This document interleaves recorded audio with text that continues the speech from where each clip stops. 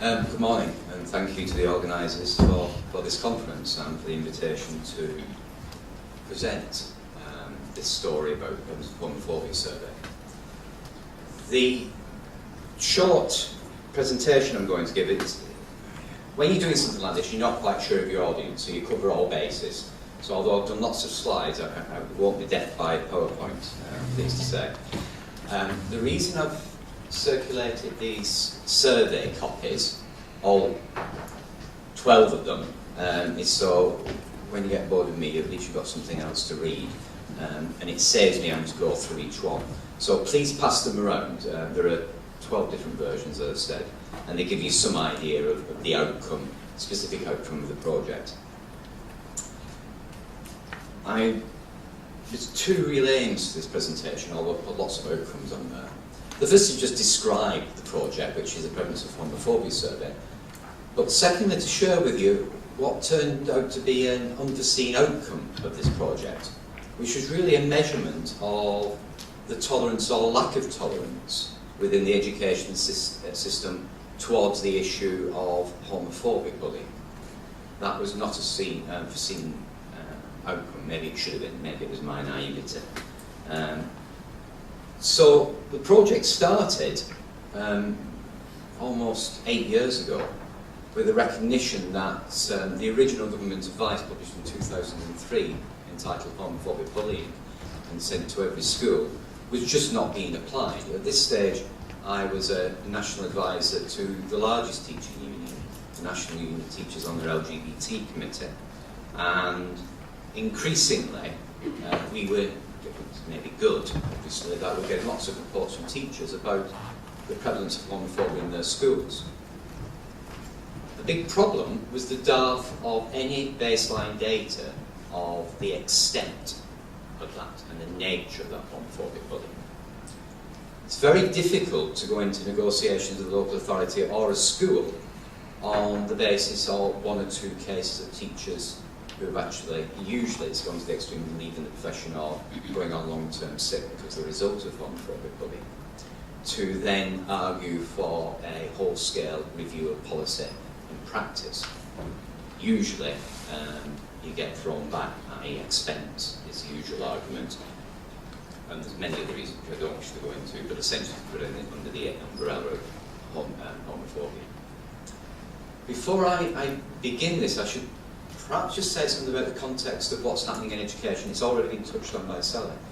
That over the last 30 years, we've seen a dismantling of the post-war liberal education system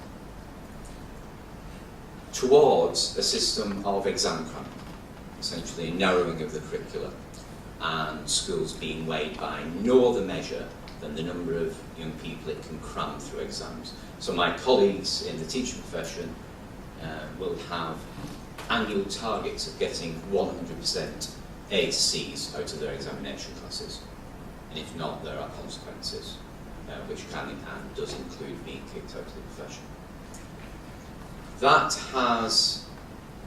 That's manifest also in regards to all the legislation about protection, in that the privatisation of the education system and the deregulation means that local authorities now claim that they have no statutory responsibility for the safety of children in their schools with regards to equality issues. Hence the Rochdale case that happened last year, it was 18 months ago. Literally not enough attendance officers visiting school to check on children were absent and to find the reasons of it. So that's the backdrop. This is being conducted.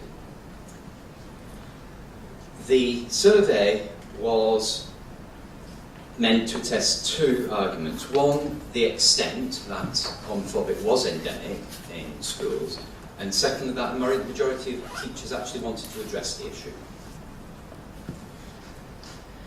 And that's essentially what we attempted to do. The constraints, I've gone too fast there. Right. The constraints were, we were a group of teachers in one school, full-time classroom teachers, and with very few resources at our disposal. We had had one member of staff who had to leave the school because of consistent homophobic abuse and a point-blank refusal by the school authorities to address the issue.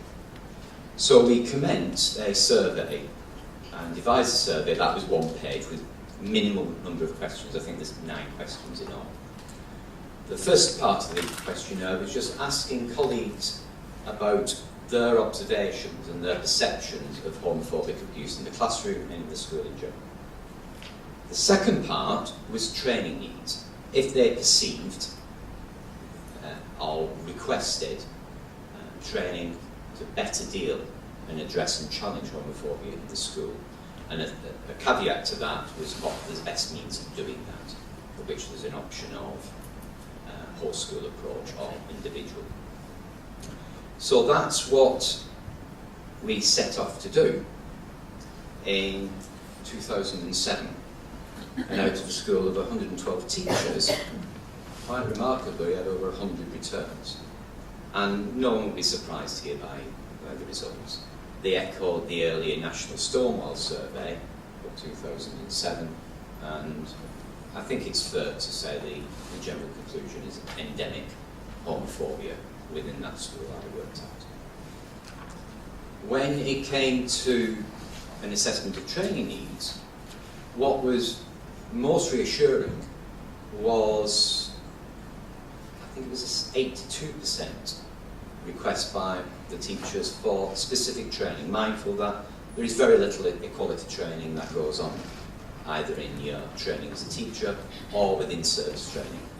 In service training, it's usually about cramming children, better ways of cramming children through exam results. So that's what we essentially did. What was interesting was the response of the school was to ignore the survey.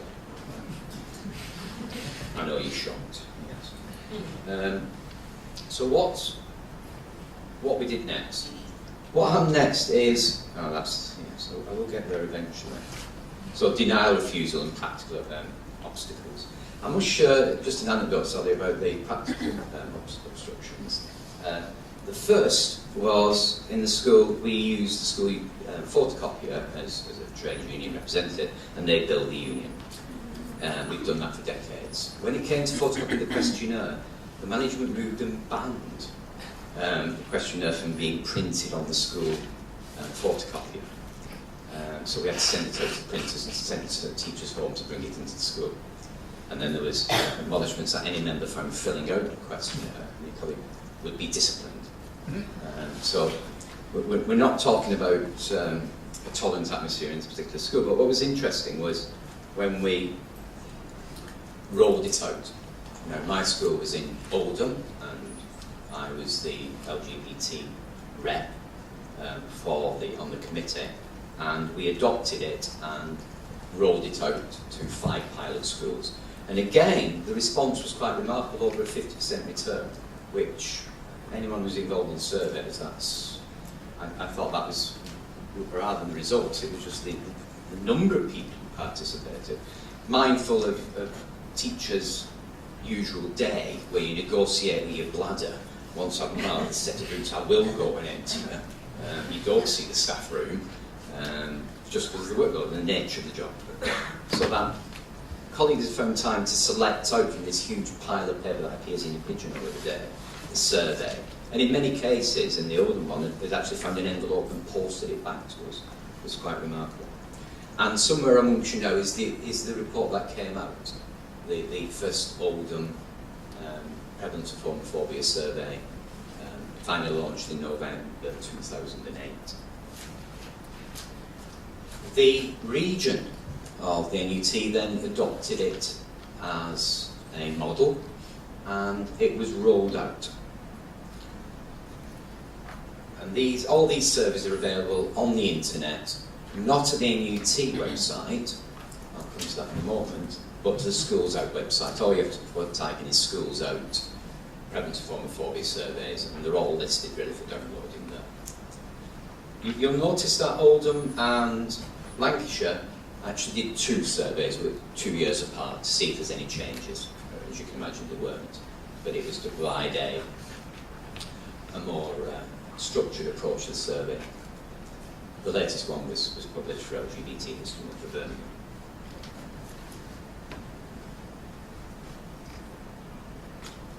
you'll note that it's slowing down. I'll come to that point in a minute. None of the reports were any different from the original reports, reporting endemic homophobia, and the second part, teachers demanding appropriate training. The responses from the local authorities were different. So, for example, if you've come across the Blackburn and Kirklees and City of Birmingham, you'll actually find the chief executives or chief education officers doing the introductions. As we've gone on, we've got a bit more sophisticated, and now leading academics do introductions or afterwards, or Ian Rivers, whose work we may know on homophobia in schools, long-term and short-term effects, he generally does the afterword and gives it academic gravitas and puts it in context.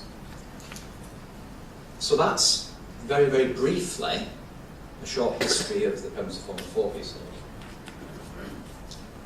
What I hadn't anticipated in my naivety, and none of us who was involved at the start, is the opposition from the education establishment per se, especially from the teaching unions.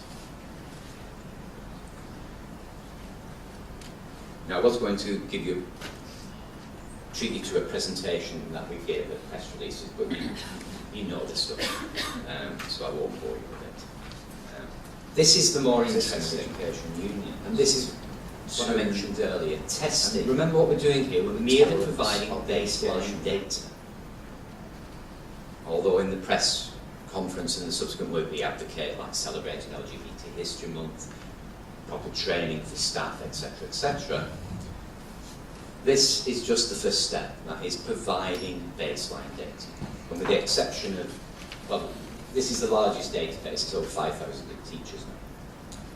What I want to draw your attention to is, firstly, it's slacking off. So, for example, my own union, the NUT, refuses to make any of the surveys available on its website, as it does any information about the surveys at all. So that's why they're on the Schools Out website. From 2010, a decision was made by the bureaucracy, which is powerful in a union, that we'd gone enough, we'd gone far enough. And hence there are less NUT branches. The Birmingham one is actually done by a Schools Out officer who's their LGBT advisor. So was the Luton one. Most of the other NUT branches have been dissuaded from it and all find it very hard to get information. That is in complete contrast to the views of the elected executive, who have been universally supportive of it, but within the context of being advised that we don't want to scare members away. As one national exec member said when I challenged him by not doing a survey, what? People might think I'm gay. And I think that was a lovely anecdote for giving some insight behind. And plus, quote, we have lots of religious members who might consider their membership if we push it too far. That is not to suggest that this isn't a significant body of work. And as Ian Rivers said, it is unprecedented and it is invaluable information. But it has, to me, provided a good insight of how far you can push the envelope open. That there are specific limits. So, for example, this to be rolled out as a union like mine could do, nationally, it could not be ignored. With over 250,000 members, that would be a remarkable piece of work. But the powers that be have decided that that's enough for the time being.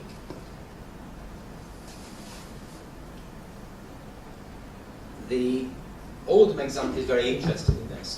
That was the first one. And from the joint launch with the council in 2008, where they actually organised the first conference on challenging homophobia and transphobia in the classroom, to a position now where they've used the deregulation of this present government to suggest that they have no responsibility for promoting equality in schools.